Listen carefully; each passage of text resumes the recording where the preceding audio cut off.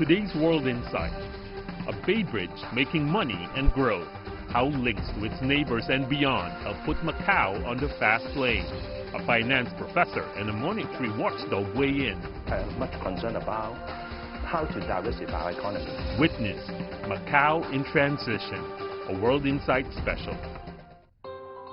The Macau skyline remains the same, but the Macau to be is underway. On 20th anniversary of Macau's return to China, let me take you around the city. Explore Macau's diversified economy, from financial services to tourism and entrepreneurship. See up close Macau's aspiration, cultural diversity, rising infrastructures, and its vibrant younger generation. Macau in transition, only on World Insight.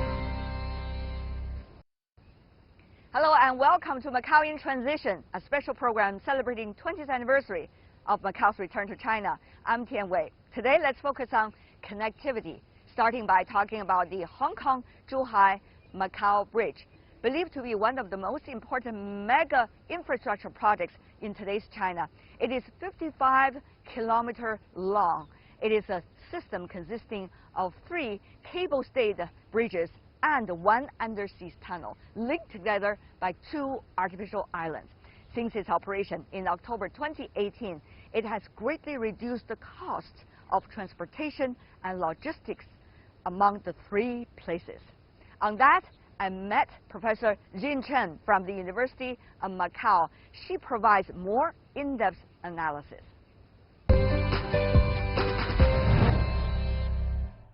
I'm so glad now, first, to be joined by Professor Jin Chen, coming from the University of Macau. Professor, good to see you. Tell us more about this bridge from your perspective. Well, it's a great achievement. I mean, from the engineering point of view, it's a fantastic human achievement. And also, a lot of investment has been made by the central government try to promote economic development in the Great Bay Area. Especially for the bridge, it's greatly enhanced the efficiency and the convenience for travelers, which is very, very important for the coordinated tourism development. But today, as we are standing here, it's the rush hour here in Macau. People are going back home from work, a lot of noise, and yet we can see on that bridge there are not necessarily as many vehicles as we hope there will be. So what's going on here? What are some of the challenges as we see it? The infrastructure is ready, is there. I think that at the moment it's the issue of how to issue the double destinations registration plates. For example, the car should have a dual registration, one in Macau, one in Hong Kong, but this kind of dual registration is still very limited so far. In Zhuhai, you mean? Both sides, from Zhuhai, between Zhuhai and Hong Kong, between Macau and Hong Kong, the double registration are still quite limited. I see. That is the issue, and that is the reason why we do not see as many cars as we want. But, you know, what does that mean? This is one place, and also the land port linking the 3 places together is another place. Meanwhile, we'll also see the Hengqin development. How should we put all of these things into a whole picture? Putting the pieces into a whole picture. Well, actually, the bridge has greatly enhanced the traveling. That make the airport, the air traffic is quite good. Can lift to air congestions to a certain extent, especially to share airport facilities among the region, Hong Kong Airport, Macau Airport, and Zhuhai Airport. So that bridge greatly reduce the travel time. That make traveling possible among the area. So they complement each other. Usually infrastructure is the first step, as people believe, but what's the next step?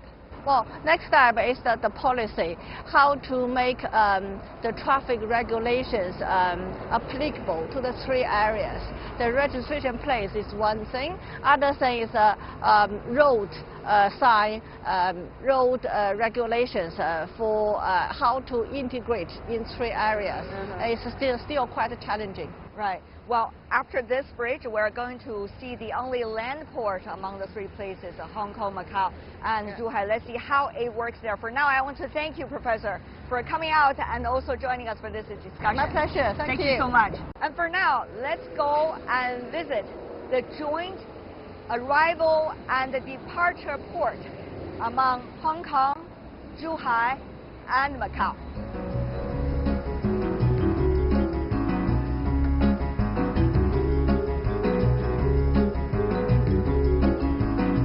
I'm standing here right in front of the departures and arrival halls among Hong Kong, Zhuhai, and Macau. Let's go in and check how the procedure works for a common traveler.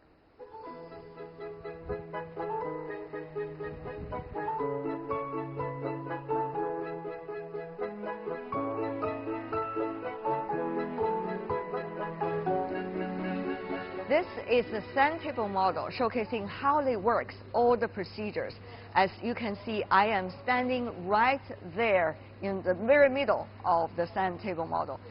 So after security check, which is on my right side, one only needs about 10 to 15 minutes altogether to either go to Hong Kong or Zhuhai from Macau.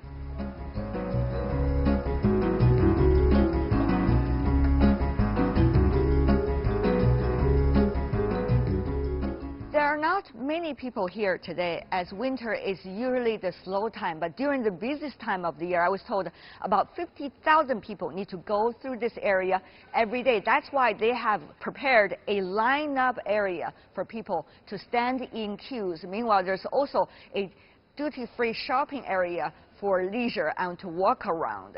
But the most important thing is this, what's called joint menu inspection channels. Both Zhuhai and Macau work out this procedure for people to go through here 1 to 2 minutes.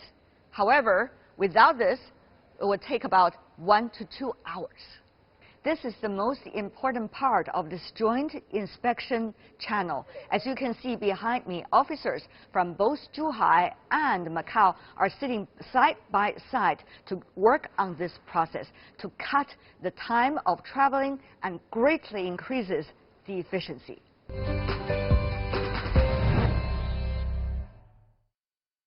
That was quite a fun trip, isn't it? When you have the infrastructure, when you also have the favorable policies, how to connect the two together and really make things happen. Let connectivity be the key word. And how will connectivity contribute eventually to the economic diversification of Macau? On those questions, I invited back Professor Jin Chen from the University of Macau into my special studio in Macau, and she provides more in-depth analysis.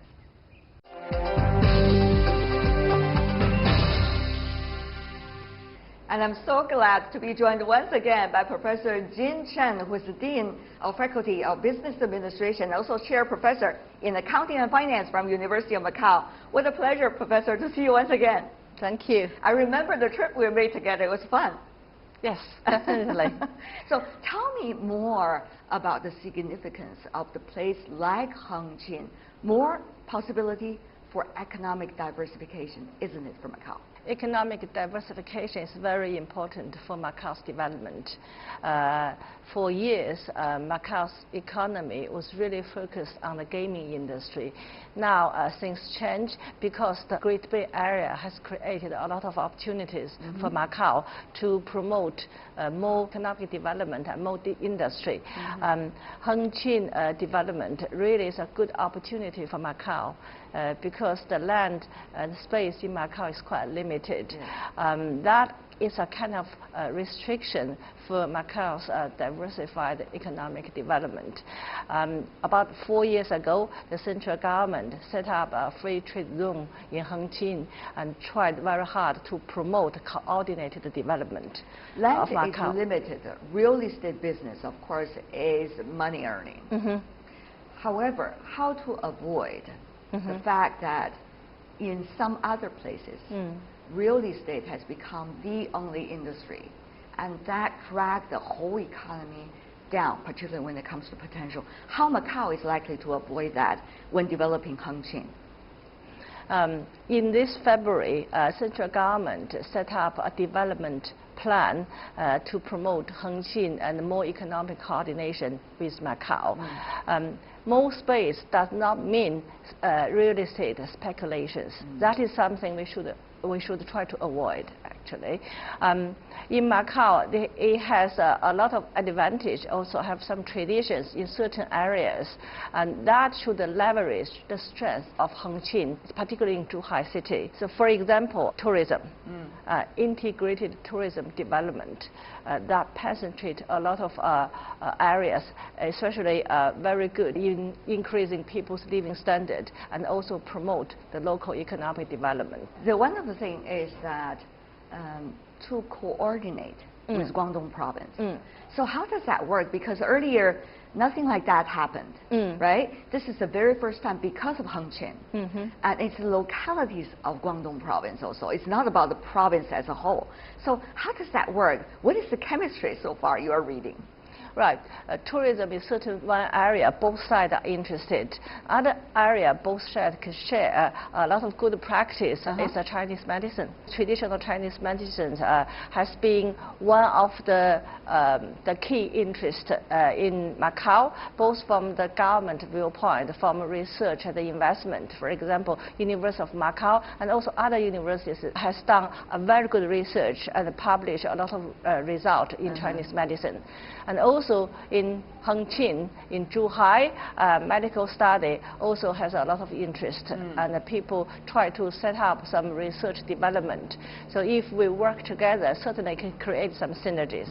But then how to share the benefits, that's also a big issue, isn't it? That's the dissemination. We talk about dissemination of the result. Again, traditional Chinese medicine development has a big market in Great Bay Area, not only in mainland China, also in Hong Kong, in other part of China, even in the One Belt, One Road. The neighboring countries do have a great interest, and also they want to share the outcomes, the best result of the Chinese traditional medicine. Right. I see you have a lot of great plans together with many here in Macau about Hengqin. Another thing is about the Greater Bay Area, as you mentioned earlier.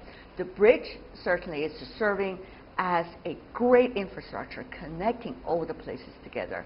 Now, you also already have the infrastructure. The thing now is, what are you going to do with the infrastructure? And whether you are taking great advantage of the infrastructure for the real connectivity. Right. A few things I think will be very, very important to take the advantage of the bridge, Hong Kong, Zhuhai, Macau bridge. It's actually opened opportunity, a lot of trading opportunity, mobility of labor, and infrastructure sharing. And more importantly, it will divert human resource and the capital resource from Hong Kong, Macau to the western part of the Great Bay Area, which is relatively lag behind from the eastern part of the Great Area. So the opening of the bridge actually provide excellent facilities, infrastructure, and that will input a lot of good things from Hong Kong and Macau to develop neighboring province near the Great Bay Area, not only to the west part of Great Bay Area, but also can spread to province like Guangxi and Hainan. I see, the neighboring provinces. That's right. It's a radiation effect. We hope that will be the case, right? But when you think about the Greater Bay Area, the plan was done a few years ago. However, we have seen some recent circumstances changes. What does that mean for the earlier plan? Should the plan be adjusted according to Macau's perspective? What does that mean when it comes to both opportunities and also challenges for Macau now, Professor? Setting up a strategy is one thing which is very important because it set up the direction for the development. But how to make a soft landing, how to implement the strategy is a big challenge. It relates a lot of things, not only for the economic reason, for the culture, for the tradition, the way of people thinking, how to change people's perception. That is not easy. if we set up a coordinated development, we got to make sure we got to find the common belief of people and make sure every party is actively engaged. That's the key. As you may know, that could be a gradual process, but there has to be a set timetable for people to work on together for efficiency as well. So how would you reconcile, you know, on the one hand, bring the momentum as circumstances change, on the other hand, efficiency, get things done? You may have heard of this. It used to be 2 inspections in 2 places. Yeah. Now they moved the Macao site and merged together to Hengqin. It's actually a very efficient and effective way to promote things being done. People will save a lot of time, and that efficiency also promote sharing culture and the practice.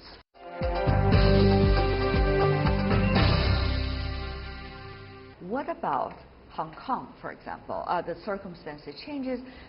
Macau used to be not as competitive, of course, with Hong Kong, but now, what does that mean for Macau? It means Macau has more opportunities to work together with Hong Kong, the companies in Hong Kong and also companies in Great Bay areas. Macau used to be quite isolated. It is an international city in terms of language, in terms of food, in terms of retailing, but actually they can do a lot more. They have not really integrated in joint project together with Hong Kong and other part of Great Bay Area. So this integration and also actually open a lot of revenues for Macau. Yes, indeed. Let me talk a little bit about how Macau is going to diversify its economy. When I came here, first day, day one, first hour, even the first talk I had with anyone here in Macau, people tell me, we are aspiring to diversify our economy. In the future, it's not going to be just the gaming industry. We want more.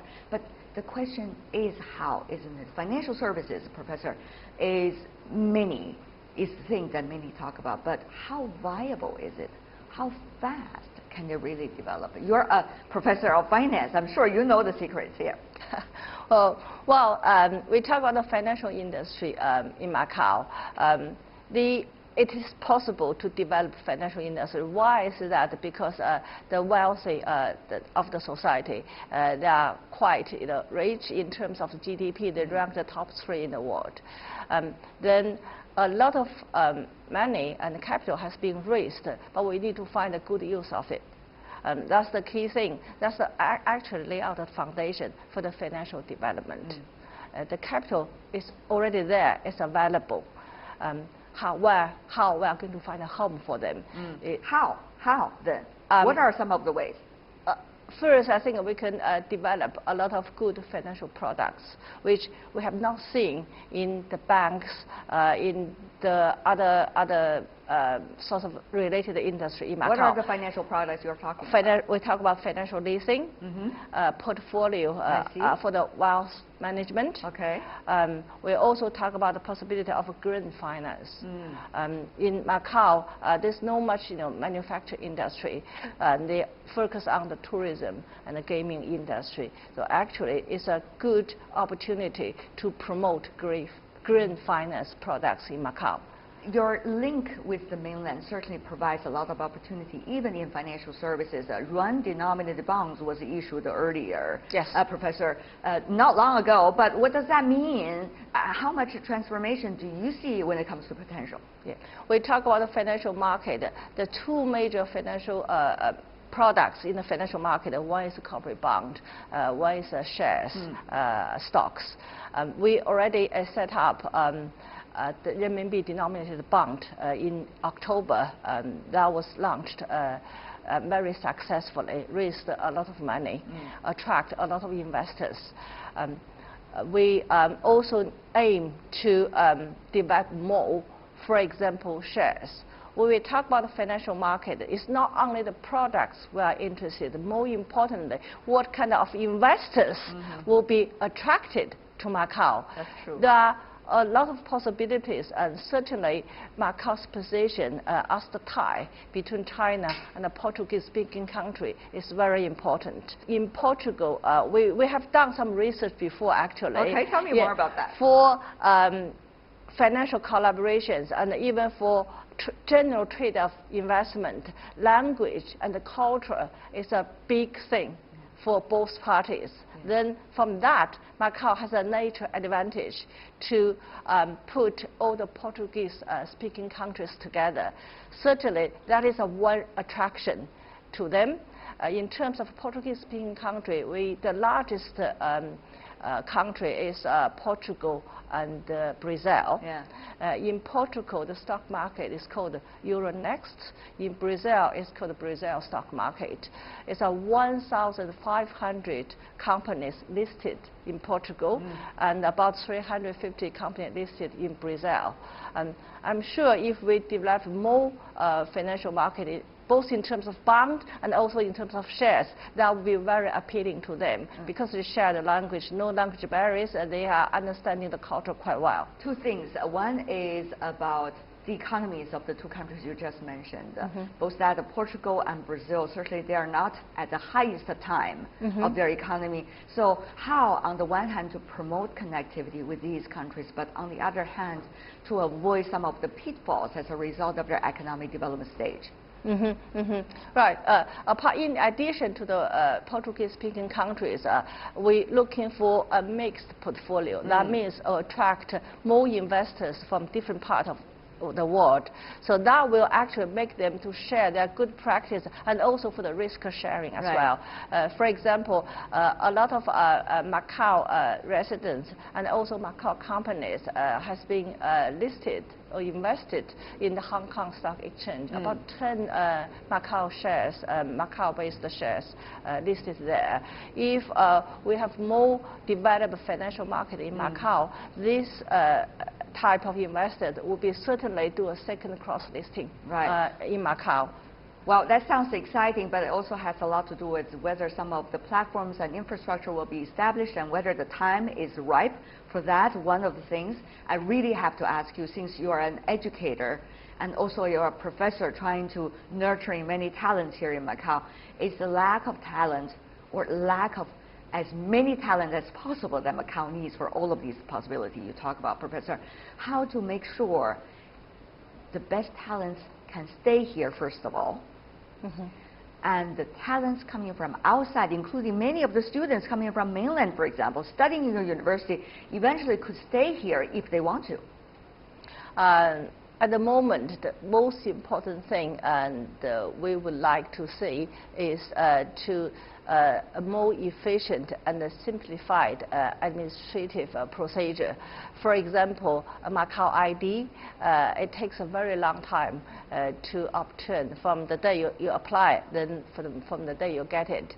That actually make a lot of talent or academic coming to Macao. They hesitate to go through that hesitate, process. not only for themselves, also for their family. And the family settlement is a very, very important. It could be a bottleneck for the real talents to stay. Exactly. If you're saying it, even for ID card, if it takes about a year to get it, that actually do not give people a home feeling. You know, they should really improve the administrative procedures, make people feel home, give them a lot of convenience, work and live here. Yes, indeed. Thank you so much, Jin, Professor Chen. I learned a lot through our conversation. I hope many of the things we talk about will eventually come true. Thank you, Professor.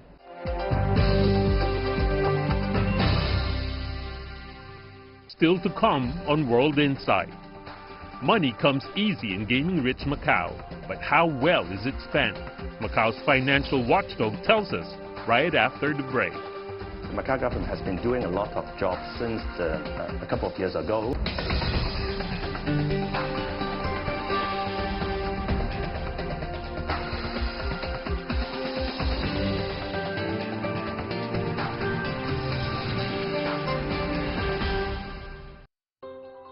The Macao skyline remains the same, but the Macao to be is underway. On 20th anniversary of Macao's return to China, let me take you around the city. Explore Macao's diversified economy, from financial services to tourism and entrepreneurship. See up close Macao's aspiration, cultural diversity, rising infrastructures, and its vibrant younger generation. Macao in transition, only on World in. You're watching Macao in Transition. I'm Tian Wei. Connectivity is the key word, but it's not just about infrastructure. It's also about how the economies on the mainland and in Macao can be better connected, and also how the economy in the mainland to be better connected with the Portuguese-speaking economies. On that, there is much role that Macao could play. Wilson Fang from the Monetary Authority of Macao gives me more details in an exclusive interview.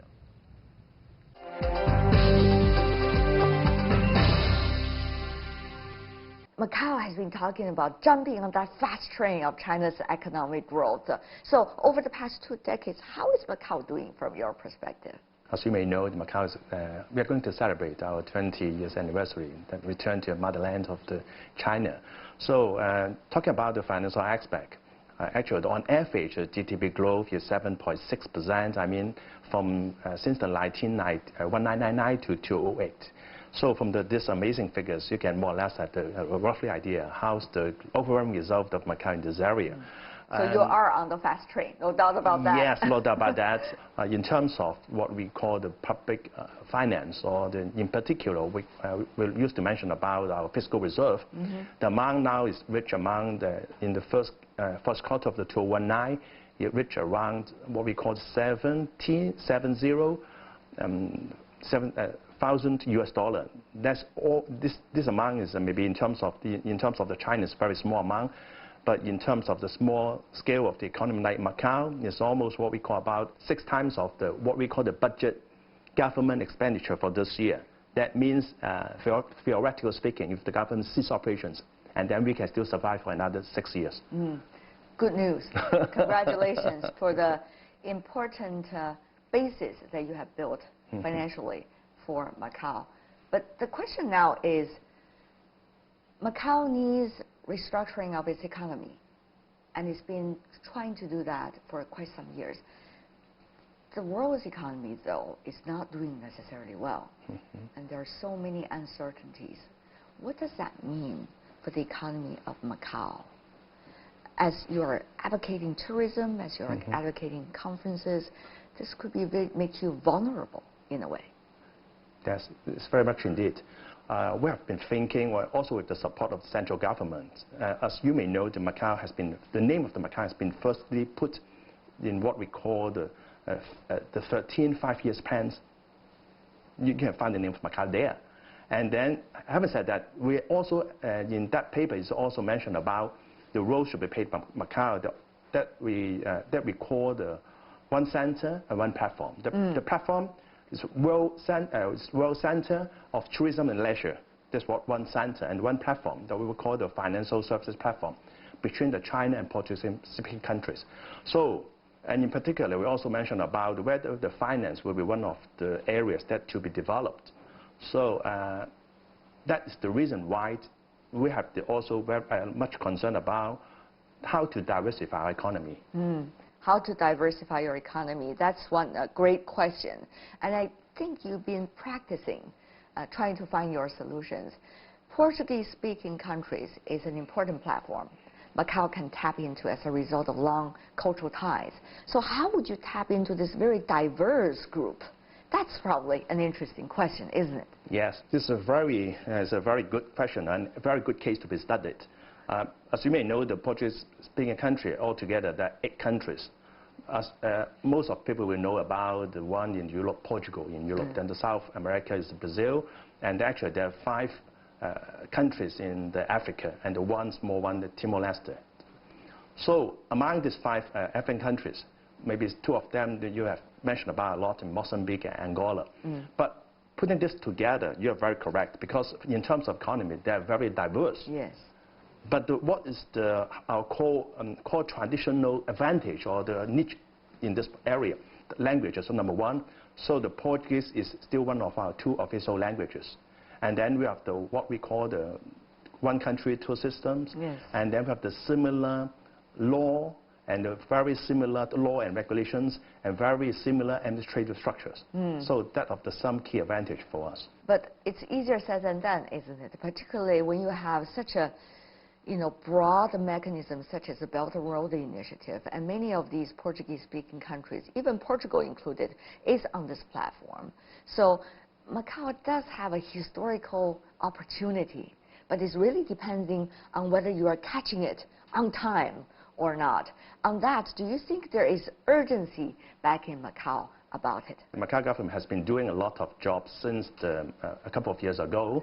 So what we call I share with you what we call now is the future financial industry or future financial services.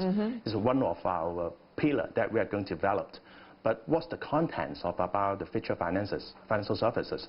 Again, and name some of them. The financial leasing is one of our core elements that we're going to promote. Another one is the renminbi settlement business. That means the settlement business between the China and Portuguese-speaking countries. Another part is the wealth management. So that's the 3 areas, elements that we have been developing. What about that renminbi settlement issue? For the renminbi settlement business, because the Macau, we have what we call the clearing bank. As a matter of fact, it's the Bank of China. And in order to, with the blessing of the approval of the People's Bank of China, in 2015, this settlement bank is allowed to establish what we call the banking relation or the agent banks with the banks in Portuguese-speaking countries. Up to this moment, there are around 30 banks that have been established this kind of the relation with the settlement banks. So that one of the achievement we have been making for this part, and also one of the blessings from central government. And how are you working with your colleagues at the Bank of China? So for a long time, we have to establish what we call the international practice. We have the MOU with the People's Bank of China. We have the MOU with now what you call the CBIRC, and we're going to sign the MOU with the CSRC. So that's part of for the China. So we have to maintain very good dialogue, and very constant dialogue with the different government agencies in China. What about signing the memorandums, the contents of it? What are some of the biggest challenges, and what are some of the most successful points? What I mentioned about the MOU, traditionally speaking, is actually highly relied on the cooperations, on the sharing information among the regulators. But having said that, because now you can, as the society develops, so I can see the contents of the memorandum of understanding or the contents of cooperation agreement become richer. Interesting, evolving it is. Yes, they're reflecting different areas. In particular, about what we call maybe the Greater Bay Area, talking about the Road Initiative, and also about the anti-money laundering or what we call the counter-terrorism financing.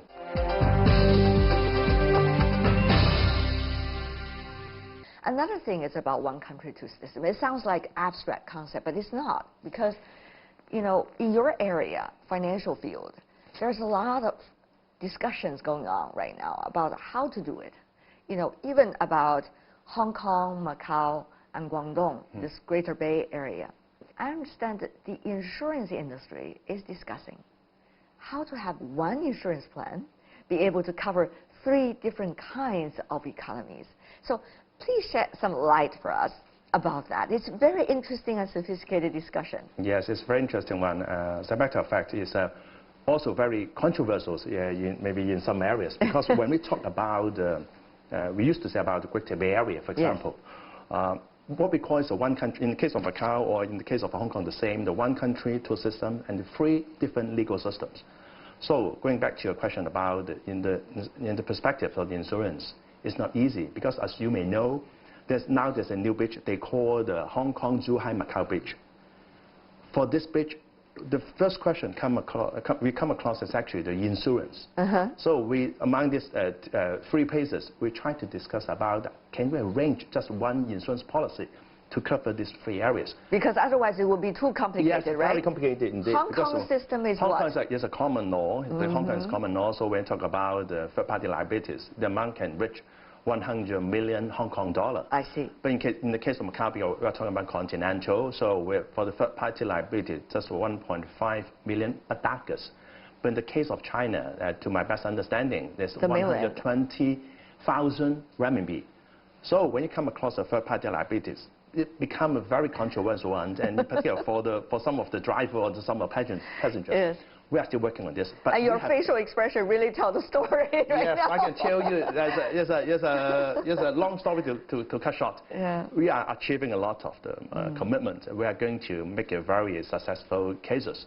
Because you can see, as we can find the breaking point for this, I just call about the three different places. Yes. We can use what we call copy and paste approach to the predictable area. That will be one of goal, and we are looking to see what's going to happen. Was that copy and paste likely to be done soon? Hopefully, yes. Hopefully, yes.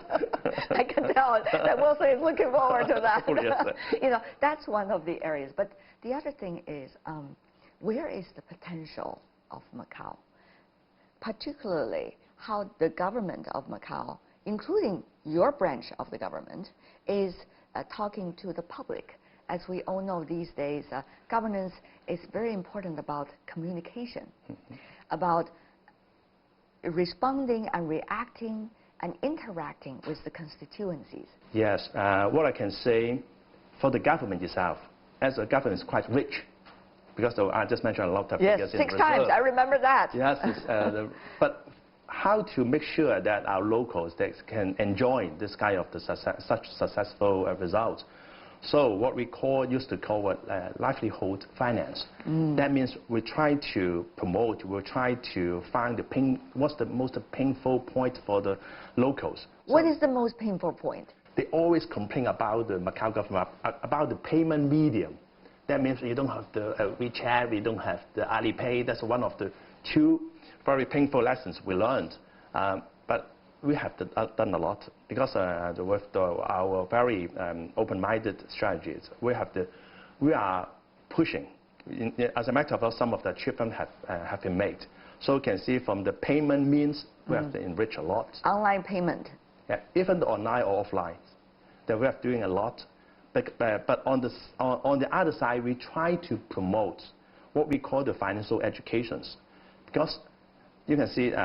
In terms of the figures, because I used to talk about figures, even the deposit, local deposit, you can reflect in different figures. Macau people become richer. Yes. So can the financial services also can cope with this development, provide more, how to say, the more fruitful, more meaningful financial services to the locals. And other, we are concerned a lot about the customer protections. Yes. So we have to also make a lot of what we call not infrastructure, a lot of the new regime, like arbitrations, this kind of the arrangement to make the people feel that they can enjoy the results of the economy.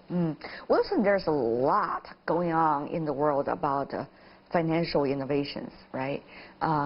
Some of the latest example about that is Bitcoin, blockchains, things like that. So what about from Macau, a special administrative region? Tell me more about your thought. Yes, because Bitcoin is a very controversial and very hot topic. Not just from my mouth. A lot of the experts, they share a lot of the common feelings about the uncertainty. Uncertainties. We don't know what the future of this cryptocurrency, but I can say the Macau government, they have a very strong stance at this moment of time. We treat this as a commodity and not a currency, because of this as a commodity. Maybe just when you talk about consider really currency, and then that will be actually maybe some enrolled what we call the sovereign currency. That's another issue. And then we are not allowed the banks to deal directly or indirectly with this kind of the services. Having said that, because you may see as the change or the advancement of the technology, maybe sometimes with the currency, I know some of them, they come with the blockchain. With this new technology, that's become another issue. So in the case, in our perspective, we will embrace the technology advancement, but under what we call in the prudential manner. So I'm sure that the blockchain, what we call the digital currency, will be the trend, and we will keep close monitoring this, and we will keep pace, and then we will go along with this. Earlier, Wilson, you are extremely proud of the financial income of the Macao SAR government. But if you look at the global supply chain change, the global value chain change, and the recent geopolitics, most of the economies are thinking about, how can we protect ourselves through unpredictabilities? What do you think is the best way for Macao to do that? Macao is a very small scale of economy, and we cannot dodge with any what we call the problem, in particular about the recent frictions between the U.S. and China. So being a very small economy, we have our own advantage that we have the big reserve, and then we will go along with our strategy, like what we call the continue to promote our platform roads. And then what we can just in a conclusion, we can just well prepare ourselves in order to just embrace the challenge and the unknown future. I guess that's a very workable way to prevent the storm. Before we go, final question for you. Okay. December 20th, we all know, 20th anniversary. Now, I know you've been working in the Monetary Authority of Macau for 2 decades, right? Over 2 decades. Over 2 decades. So this must be a very reflective moment for you, Wilson, personally, as well. How do you see that you're serving the government for 2 decades and the role that you have taken? Yes, and it's very good questions indeed.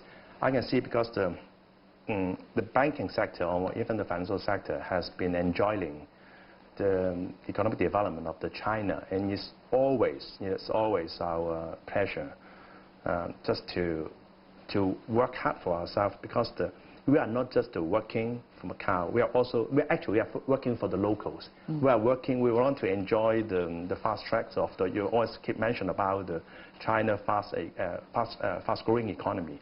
So in the case of Macau, I'm sure that not just the financial sector, even the others, they are going to devote their efforts, and they're going to embrace the challenge. I'm sure that they have very good futures. Thank you also, Wilson, for your service to Macau. 20 years already. Thank you. Should be a moment to celebrate. Really appreciate it. Thank you. Thank you. Thank you much.